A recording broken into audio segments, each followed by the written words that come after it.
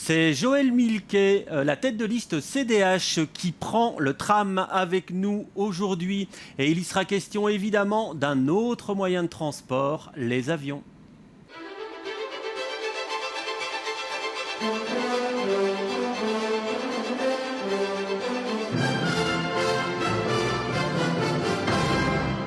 Bonjour à tous, Joël Milquet, bonjour. Bonjour. Philippe Carlo, bonjour. Bonjour. Alors la campagne, Joël Milquet, vous le savez, est plombée par le survol de Bruxelles. On a l'impression, quand on discute avec les candidats CDH, ils ont peur que ça leur coûte 1 ou 2 sièges. Est-ce que vous avez cette crainte-là aussi ?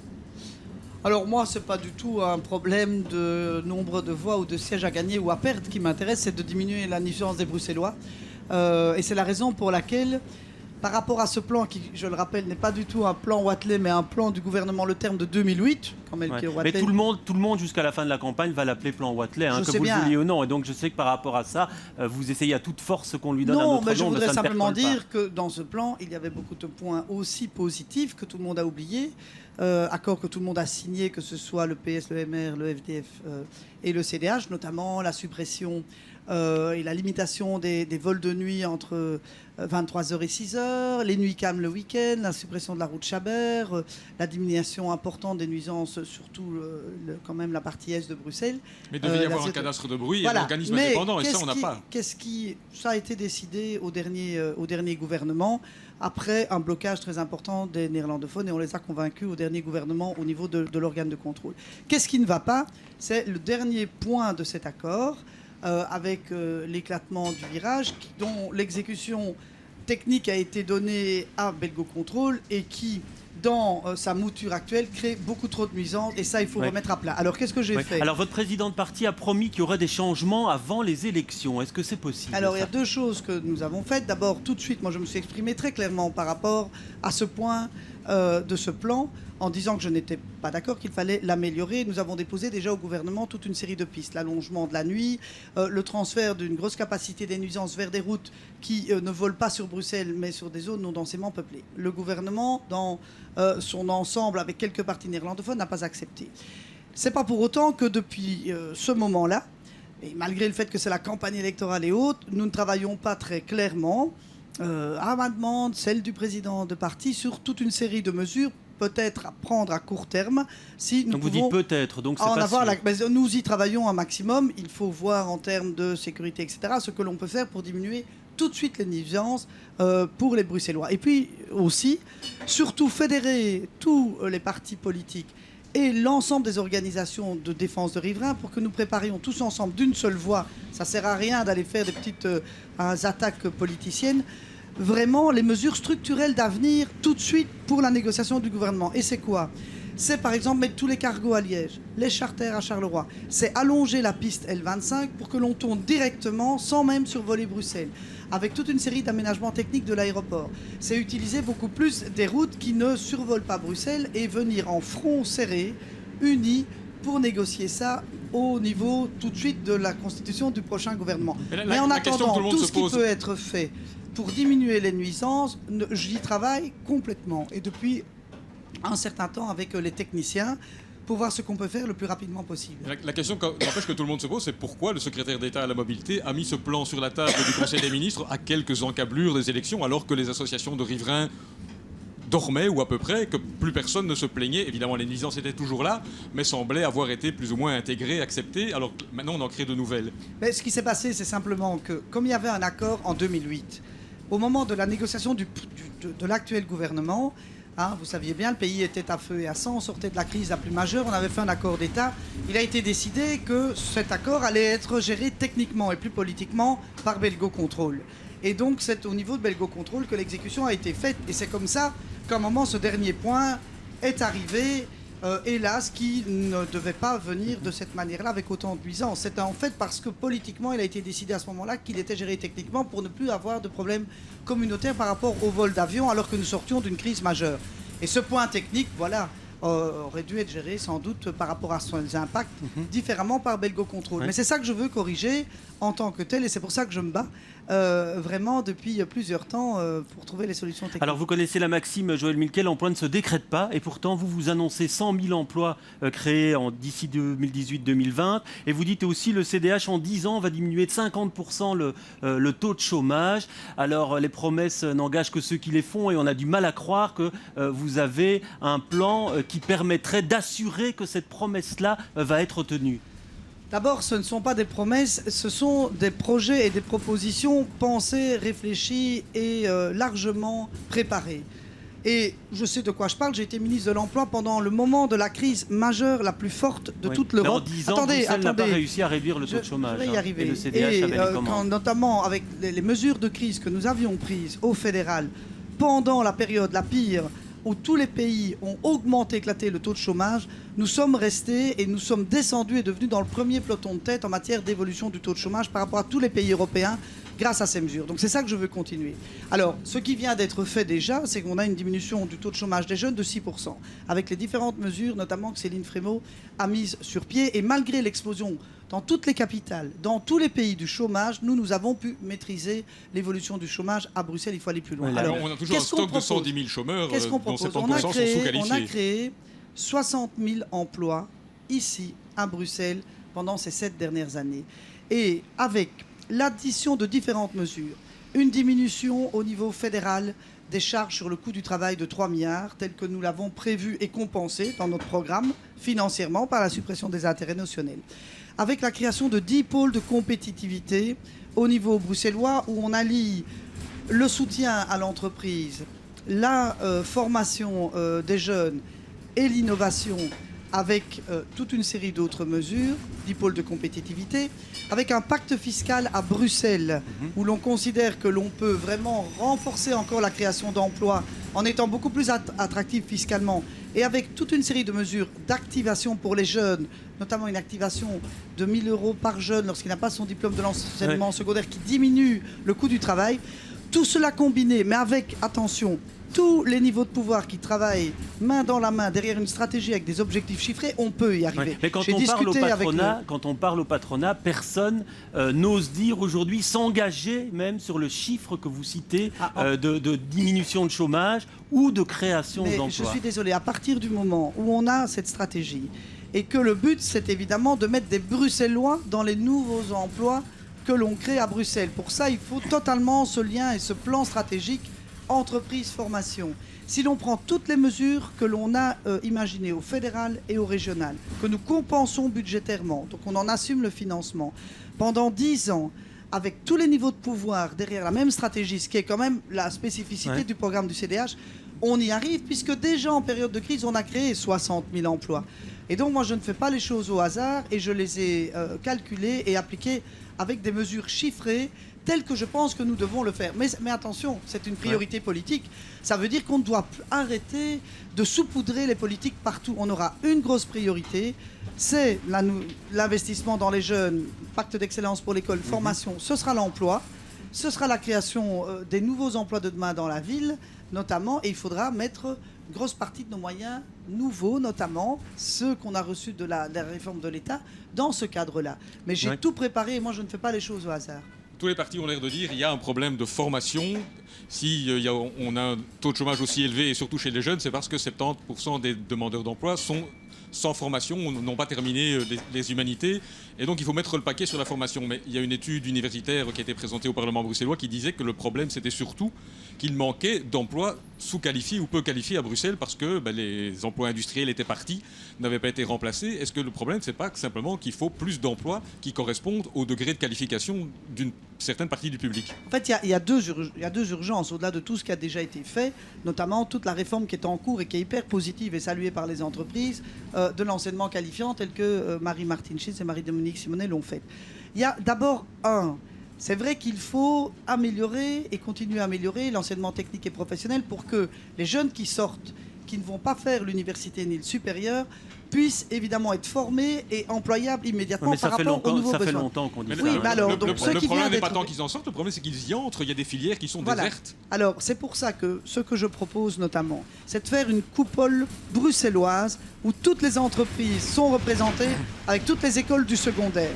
Pour que, au-delà de tout ce qui a été fait sous cette législature, On prévoit le quota de stages d'insertion pour l'enseignement en alternance qu'on doit doper à partir de 15-16 ans dans l'enseignement bruxellois. Que les entreprises nous disent voilà. Et on doit arriver à avoir une capacité de 5000 stages pour des jeunes avec une attractivité fiscale pour les entreprises, mais qui leur permettent dès lors d'être totalement formés par rapport au boulot dont on a besoin. On a besoin de... Mais comment vous allez faire pour que les candidats, les étudiants, rentrent dans les filières électromécaniques, soudure, tourneurs, qui aujourd'hui sont désertes? Le problème n'est pas d'avoir un stage après les études, le problème c'est d'inciter les jeunes à entrer dans ces filières. Il y a aussi les stages qui sont une garantie pour l'emploi, parce qu'on pleure pour en avoir. Mais d'abord, en renforçant déjà beaucoup mieux l'orientation. Je pense qu'il y a des politiques d'orientation qui ne sont pas suffisamment déployées. Moi, je suis vraiment pour un service qui puisse s'occuper de l'orientation des jeunes, détaché un peu uniquement des PMS. C'est la première chose.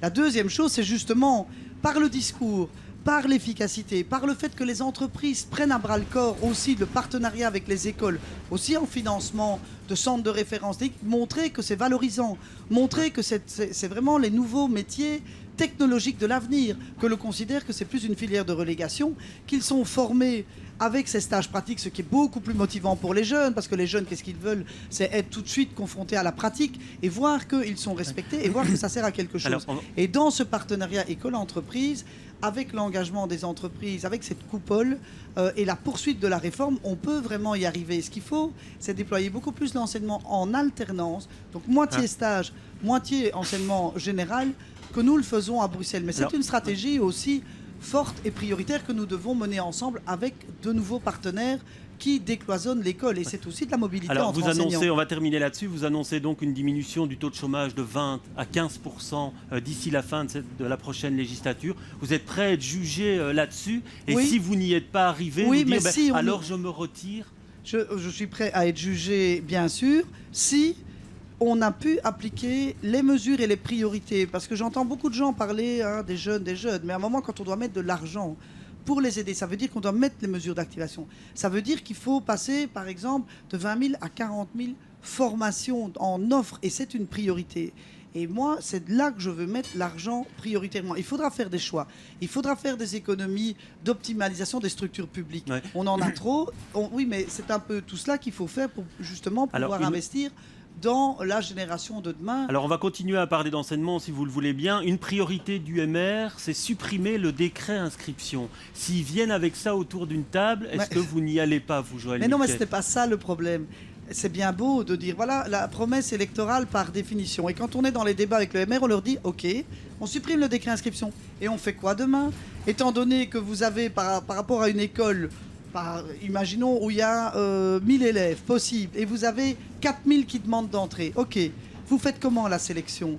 Par le nom de famille, par la chronologie, par le niveau de revenu des parents? Vous allez faire comment Donc en fait, donc vous n'entrez pas dans un gouvernement avec un parti. Mais ce n'est pas ça le problème. C'est ça, parce que lui, le problème, c'est que il annonce, ils savent très bien qu'ils ne peuvent pas le faire. D'ailleurs, il n'y a aucun parti qui le dit, parce que de toute façon, on devra trouver une manière de sélectionner. Comment on fait quand un directeur a 4000 demandes et qu'il a 1000 places? Il va faire à la tête du client selon la couleur de la peau. Donc arrêtons de rire, il faut des mesures. La première mesure, c'est de créer des places. Alors, on a déjà créé 11 000 nouvelles places, il faut continuer. Vous savez qu'à la rentrée de 2014, on va avoir 600 nouvelles places dans le secondaire. Ça va déjà diminuer largement la pression, puisque le problème, c'est qu'il n'y a pas assez de places par rapport aux demandes dans les écoles qui sont recherchées. La deuxième chose... Précisément, la première mesure à prendre, c'est pas de faire en sorte qu'il n'y ait pas des écoles dites de haut niveau où tout le monde veut aller et des écoles où personne ne veut aller et où ne vont que ceux qui n'ont pas trouvé de place ailleurs. C'est pour ça, d'abord, qu'il faut assurer une mixité, c'est que tout le monde ait la chance d'avoir un enseignement de qualité, mais que l'enseignement de qualité... pour l'instant je ne sais pas répondre à toutes les questions si vous m'en posez 10 en même temps. Cette mixité, parce que quand on parle avec certains directeurs d'école, c'est à la marge, en fait, qu'ils ont réussi à créer un peu de mixité. Et donc, ils mettent en doute l'efficacité du décret inscription par rapport à ça. La première chose, ce qu'il faut, c'est une école d'excellence pour tout le monde. Et c'est pour ça que, notamment, au-delà des mesures de remédiation immédiate à l'école que nous proposons, pour que tout de suite, dès qu'un élève décroche, par justement des partenariats entre écoles, on puisse avoir des équipes de profs qui ne font que ça pendant l'année, remettre le jeune qui décroche au niveau de l'enseignement, pour déjà améliorer la qualité pour tout le monde. Et deux, moi, ce que je propose, c'est d'avoir un bac obligatoire en fin de secondaire pour toutes les écoles, pour qu'en fait, dans toutes les écoles de Bruxelles, on sache quelle est la barre à atteindre. Alors, par ailleurs, comme ça, c'est une garantie de qualité pour tous les élèves, qu'ils soient dans tel ou tel quartier, mais alors avec la condition de donner beaucoup plus d'autonomie pédagogique aux enseignants et aux directeurs. Ça, c'est pour des écoles de qualité. Et pour revenir à ce que vous disiez, est-ce qu'il faut adapter le décret inscription? Oui, bien sûr. Et qu'est-ce que nous devons faire et qu'est-ce que nous proposons, au-delà de toute l'amélioration qui a eu lieu, qui fait que globalement, vous avez plus de 90% des parents qui ont eu leur premier choix, c'est dans la prochaine mouture du décret inscription, pouvoir donner plus de prépondérance et de priorité aux critères du choix des parents pédagogiques. Première chose. Deuxième chose, il faut diminuer, voire supprimer le coefficient qui lie en fait le choix à la différence géographique entre l'école primaire et secondaire. Ça n'a pas de sens. 3, moi je suis pour le retour des partenariats pédagogiques. Moi je trouve que quand on inscrit son enfant déjà dans un établissement en primaire, l'enfant doit pouvoir continuer dans le secondaire. Donc c'est un adossement qui ne dit pas son nom. Oui et non, ce n'est pas que l'adossement, c'est aussi dans des groupes d'écoles qui font des partenariats et qui peuvent justement être partenaires d'écoles plus difficiles dans les quartiers pour l'élever vers le haut. C'est des partenariats selon une pédagogie, que l'on puisse permettre aux gosses de garder la même pédagogie. Vous avez des pédagogies freinées, vous avez des pédagogies beaucoup plus rigoristes, etc. Le critère pédagogique, comme le libre choix des parents, ce sont des critères qu'il faut pouvoir renforcer, et pour le pédagogique, par le Parce que partenariat. là, tous les partis prévoient de revoir aujourd'hui ce décret d'inscription, sauf le MR qui demande de le Oui, supprimer. mais il n'a pas de solution pour voir comment il va faire la sélection. Et donc, il devra par bien rapport trouver à un cela, critère. est-ce que ces effets pervers-là du décret d'inscription, on n'aurait pas pu les voir avant pour éviter les affres et les angoisses de centaines de parents aujourd'hui? Je suis bien d'accord avec vous, et moi je suis dans le cas. Ma fille, pour le moment, elle est inscrite, elle est en 6e primaire, et donc elle est en plein dans le décret d'inscription. Quel a été le problème? Madame Arena a voulu trouver une solution par rapport à un vrai problème, qui était le fait que des écoles, de manière totalement subjective, refusaient des inscriptions de jeunes de quartier pour garder quelque part une certaine homogénéité de classe sociale, ce qui ne va pas, ce qui n'était pas acceptable. C'était Mais là, un projet elle a du pris une gouvernement, mauvaise proposition, à savoir de le faire par la chronologie. Et donc ça a été les fils. Et puis donc il a fallu trouver, à partir de là, il fallait de toute façon chaque fois trouver des critères de sélection. Et donc l'idée a été de les affiner. Bon, on a évité les fils, les parents sont déjà contents. Et c'est vrai qu'on a affiné un système pour arriver quand même à plus de 90% du premier choix des parents. Donc on va par essai-erreur, et c'est les parents et les enfants qui trinquent. C'est tout le monde, dans la mesure où le problème de Bruxelles, c'est qu'il manquait et il manque de place par rapport à l'augmentation de la démographie. Et donc la première chose, c'est des places. Et il faut que tout le monde joue le jeu. Et l'école est duale. Et il faut que tout le monde joue le jeu, c'est-à-dire qu'il faut augmenter aussi les places dans les bonnes écoles, et tous les réseaux doivent jouer le jeu. Et par exemple, ici, pour la rentrée de 2014, je les remercie tous, parce que tous les réseaux ont rénové, innové. Là, le gouvernement de la communauté française, avec Marie-Martine Gide, ont pris des décisions nouvelles qui permettront d'offrir ces 600 places nouvelles en 2014 dans des bonnes écoles. Vous n'avez pas vu venir le boom démographique et que vous avez réagi beaucoup trop tard. L'opposition choisit toujours. Non, toutes les mesures sont prises pour... Il n'y a pas que le boom démographique. Il y a pas eu trop d'attentisme dans ce Mais non, il n'y a de pas que le boom création de places. démographique. Il y a le fait aussi que tout le monde veut aller dans les mêmes écoles. Vous avez plein d'écoles, mais qui sont vides, à qui il faut donner un projet pédagogique d'excellence. Et c'est pour ça que nous, on veut investir dans toutes les écoles. Pas uniquement dans les bonnes écoles. Il faut que toutes les écoles deviennent des bonnes écoles pour tout le monde et pour tous les jeunes, quels qu'ils soient, quel soit leur prénom, leur origine et leur quartier. C'est ça, évidemment, qu'il faut faire dans les 5 années qui viennent. Alors, on va passer maintenant à une question d'un jeune. Il participe à notre émission Fort de Café. Il s'exprime sur le thème de l'actualité. Et puisque l'actualité, c'est aussi les élections, pour l'instant, on a demandé à une jeune de vous poser une question. Écoutez Khadija. Bonjour Madame Milquet, si votre parti gagne aux élections, comment allez-vous répondre aux attentes de ceux qui n'ont pas voté pour votre parti et ceux qui n'adhèrent pas aux valeurs de votre parti? Qu'est-ce qu'on fait comme compromis dans ce cas-là? Comment fait-on pour... Si je ne m'occupe pas des autres personnes, je ne m'occupe pas de grand monde. Moi, franchement, je ne suis vraiment pas une particrate. Moi, j'ai toujours, que j'ai été présidente de parti, que j'ai été ministre, et tout le monde le sait dans la manière avec laquelle j'agis en politique, moi, ce qui m'intéresse, c'est l'intérêt général. Et donc, moi, la raison pour laquelle je fais de la politique, c'est pas pour aller m'occuper des électeurs du CDH. Je ne m'occuperai pas nécessairement d'une grande partie de la population, toujours. C'est de m'occuper de tout le monde, quel que soit le choix des citoyens, et on ne sait pas pour qui ils ont voté, ça ne m'intéresse pas.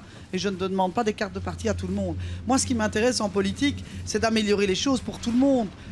pour toutes les personnes et pas défendre une classe sociale contre une autre ou uniquement un groupe corporatiste contre un autre. Donc voilà, donc moi ce qui m'intéresse en sécurité, ce qui m'intéresse comme vice-première ministre, ce qui m'intéressera demain au niveau régional, qu'importe, c'est de m'occuper de tout le monde. On va voir ce que vous avez à proposer en termes de mobilité. Alors lors d'une précédente campagne électorale, le CDH proposait la gratuité pour tout le monde, pour tous les Bruxellois à la STIB. Alors c'est plus le cas aujourd'hui, mais il y a des mesures de gratuité que vous voulez étendre. Par exemple, gratuité du réseau pour tout jeune Bruxellois de moins de 24 ans encore aux études ou demandeurs d'emploi.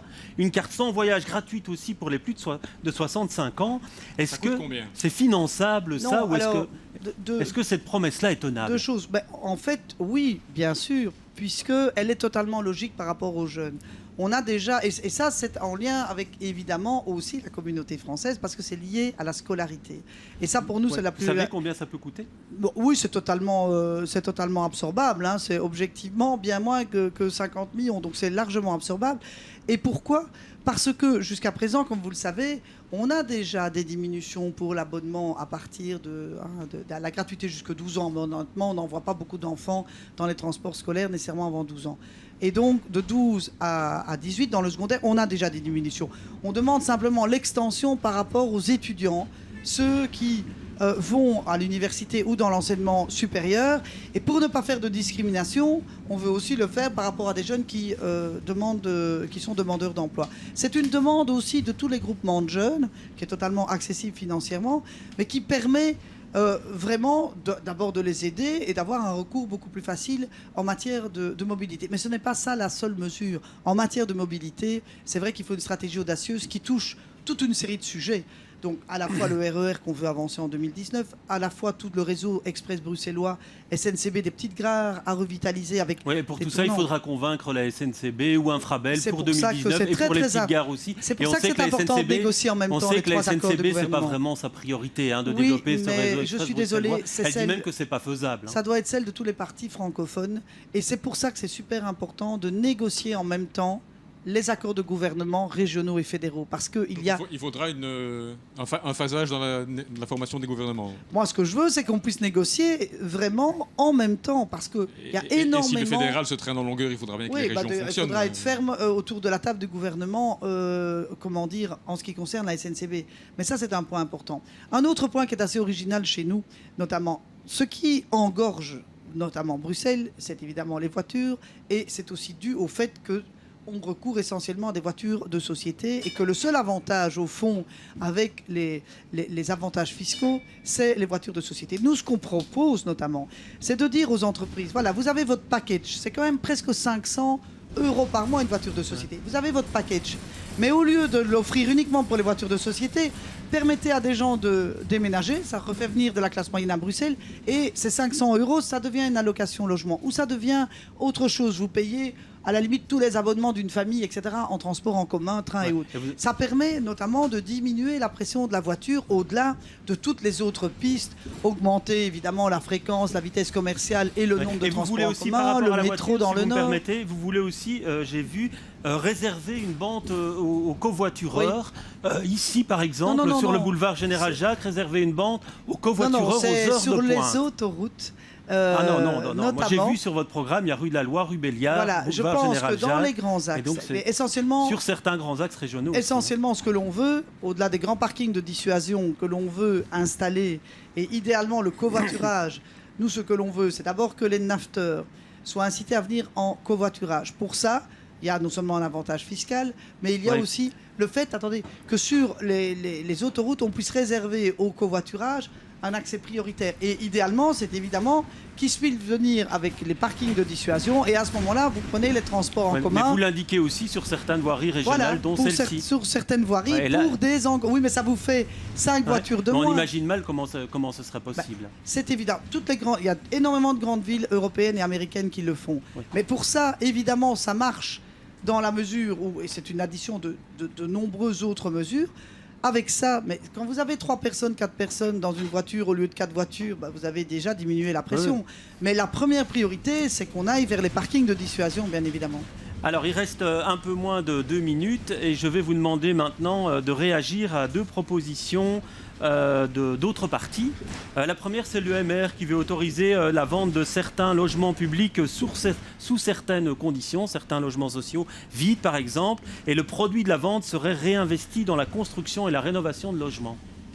Moi, je pense que, et nous avons en tout cas un objectif commun, c'est que ce qui est honteux, c'est qu'on a plus de 10% du parc locatif des logements sociaux qui n'est pas utilisé par mauvaise gestion. Est-ce qu'on peut vendre une partie du parc de Non, logement alors, social? de deux choses. Moi, ma première priorité, c'est que l'on puisse permettre dans ces logements, peut-être en les aménagements, pour avoir aussi plus de chambres, parce qu'on a énormément de familles nombreuses qui ne peuvent pas y accéder. Nous, notre priorité, c'est de pouvoir le remettre en location dans les conditions du logement social. Mais il Donc n'est on pas ne vend pas du logement public. Mais il n'est pas non plus absurde, puisque dans les politiques sociales d'avenir qu'on veut mener, nous, on veut beaucoup plus le faire par des allocations, loyers, pour des personnes qui sont dans les conditions de logement social, pour qu'ils puissent aller dans le privé avec 200-300 euros que l'on paye de différentiel, ça leur permet de trouver beaucoup plus vite une solution. Il n'est pas absurde non plus de permettre d'accéder plus à la propriété aux petits revenus, parce qu'il n'y a pas de fatalité à n'être que locataire. Et si, donc on par vend exemple, ou pas, dans on peut cette vendre vente, ou pas sur des logements sociaux. si c'est modéré, je n'ai pas d'objection, pour peu qu'on le fasse pour des personnes qui, sans cela, n'auraient pas de possibilité d'accès au logement. Et donc, ça doit être des petits revenus. Ça ne peut pas être pour des gens qui ont des moyens. Et ça doit faire partie d'une politique sociale. Alors, 30 secondes pour la proposition d'Ecolo, ramener en surface plusieurs lignes de tram entre Bruxelles-Midi et Bruxelles-Nord. Entre Bruxelles-Midi et Bruxelles-Nord, nous savons bien qu'il y a des choses à faire, évidemment, mais on peut le remettre en surface. Il faut garder une fluidité normale. Donc nous n'avons pas d'objection contre la tramification. Il faut qu'elle se fasse de manière, évidemment modérée. Mais que ce soit sur la construction l'étendue du métro, que ce soit sur la tramification, on sait vers l'ULB, nous sommes prêts à assumer. Parce qu'on sait qu'en matière de mobilité, c'est vraiment important. Très bien, merci Joël Milquet pour cette petite balade. Merci Philippe Carlo de m'avoir accompagné pendant toute cette semaine. Excellent week-end à tous et à lundi.